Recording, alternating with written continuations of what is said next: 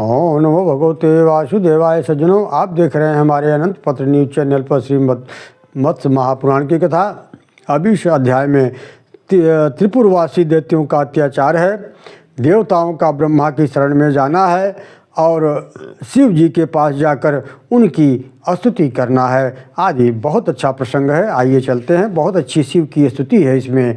शिव जी सूत जी कहते हैं, ऋषियों, त्रिपुर निवासी दानवों का शील तो भ्रष्ट हो गया था, उसमें दुष्टता भी कूट कूट कर भर गई थी। उन दुरात्माओं ने लोकों एवं तपोवनों का विनाश करना प्रारंभ कर दिया। वे आकाश में जाकर सिंहनाद करते, जिसे सुनकर सारे जीव जंतु भयभीत हो जाते। इस प्रकार सारी त्रिलोकी भय के कारण किंकृत विमूढ़ हो गई, सर्वत्र अंधकार छा गया।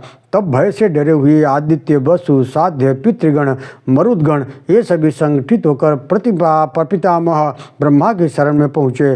पंचमुख ब्रह्मा स्वर्णमय कमल आसन पर विराजमान थे। दानवों के अत्याचार का वर्णन वे लोग जाकर वहाँ करने लगे। निष्पाप पितामह, त्रिपुर निवासी दानव आपके ही वरदान से सुरक्षित होकर हम लोगों को सेवकों की तरह कष्ट दे रहे हैं, अतः आप उन्हें मना कर दीजिए।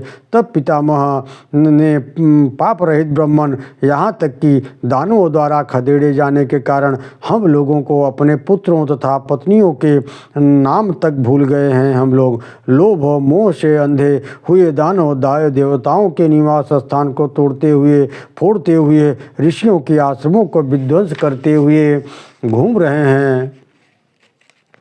यदि न त्रायसे लोकम दानव विद्युतम द्रुतम धर्षेणानेन निर्देय मनुष्याम श्रमम जगत घूम रहे हैं। यदि आप शीघ्र ही दानवों द्वारा विध्वंस किए हुए जाते हुए लोगों की रक्षा नहीं करेंगे तो सारा जगत, देवता, मनुष्य और आश्रम से रहित हो जाएगा।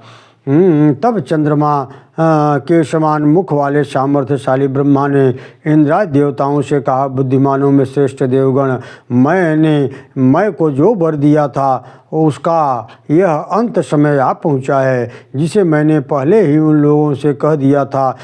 श्रेष्ठ देवताओं, उनका निवास स्थान वह त्रिपुर तो एक ही बाण के प्रहार से नष्ट हो जाने वाला है। उस पर बाण वृष्टि की आवश्यकता आप लोगों के द्वारा नहीं करनी है। देवाधिदेव प्रजापति शंकर के अतिरिक्त अन्य कोई अल्प पराक्रमी वीर एक ही बाण से त्रिपुर का विनाश नहीं कर सकता। इसलिए तुम लोग अन्यान्य देवगण भी एक साथ होकर दक्ष यज्ञ में विध्वंसक भगवान शंकर के पास चलकर उनसे याचना करें, तो वे त्रिपुर का विनाश कर देंगे। इन पुरों को विष्कंभ 100 योजन का बना हुआ है, अतः पुख नक्षत्र के योग में जब ये तीनों एक साथ सम्मिलित होंगे, उसी क्षण भगवान शंकर एक ही बाण से आघात से अपना इनका विध्वंस कर सकते हैं। यह सुनकर दुखित देवताओं ने कहा कि हम लोग चलेंगे। तब ब्रह्मा उन्हें साथ लेकर शंकर जी के सभा में आए। वहां उन्होंने देखा कि भूत एवं भविष्य के स्वामी, गिर पर शयन करने वाले शूलपाणी शंकर,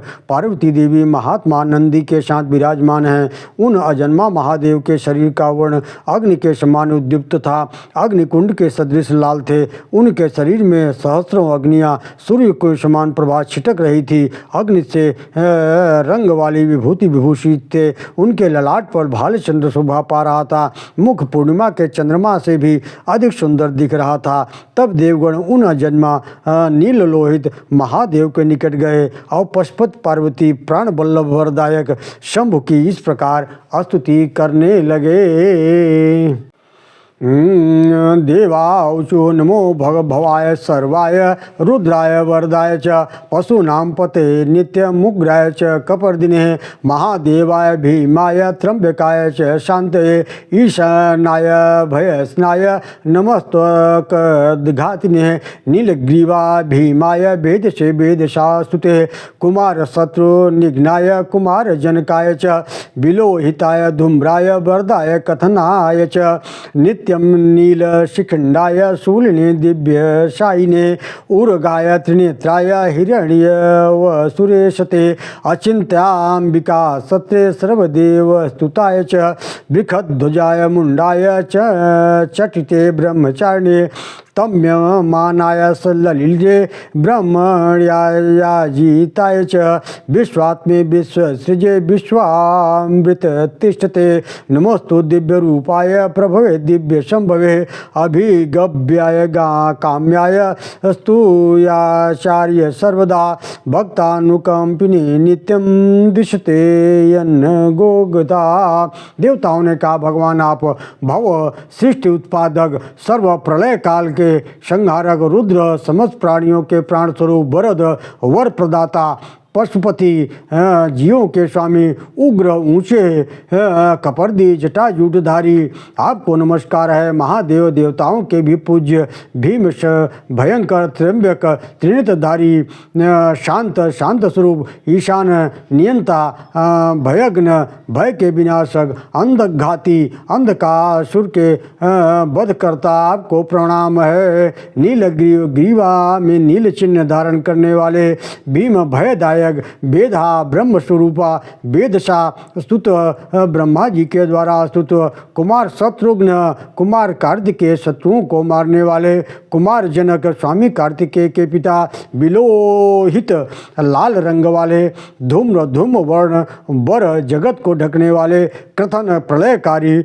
नील शिखंड, नीली जटा वाले, शूली त्रिशूलधारी, दिव्यशाही, दिव्य समाधि में लीन रहने वाले, उरग सर्पधारी, त्रिनेत्र, तीन नेत्रों वाले, हिरण्य, वसुरेता, सुवर्ण आदि, अचिंत्य, अतर्क्य, अंबिका भर्ता, पार्वतीपति, सर्वदेव स्तुता, संपूर्ण देवों द्वारा स्तुत, बृखद ध्वज, बैल चिन्ह से युक्त, मुंडधारी, जटी जटाधारी, ब्रह्मचारी, ब्रह्मचर्य संपन्न, सलिले त्यमान, जल में तपस्या करने वाले, ब्राह्मण भक्त, अजित, अजेव, विश्वात्मा, विवेकात्म स्वरूप, विश्वश्रिक, विश्व के सृष्टा, विश्वमावृत्त तिष्ठते, संसार में व्याप्त रहने वाले, दिव्य रूप वाले, प्रभु, सामर्थ्यशाली, दिव्य शंभु, अत्यंत मंगलमय, अभिगम्य, शरण लेने योग्य, काम्य, अत्यंत सुंदर, स्तवन करने योग्य, सर्वदा अर्च, सदा पूजनीय, भक्तानुकंपी, भक्तों पर दया करने वाले, यन मनोगतम नित्यम दिशते, मन की अभिलाषा को पूर्ण करने वाले, आपको बारंबार नमस्कार है। सज्जनों, इस तरह से मत्स्य महापुराण का यह अध्याय भगवान शिव की स्तुति से यहीं समाप्त होता है। मैं पुनः आप लोगों के बीच में दूसरी अध्याय की कथा लेकर प्रस्तुत हो रहा हूँ। नमो भगवते वासुदेवाय।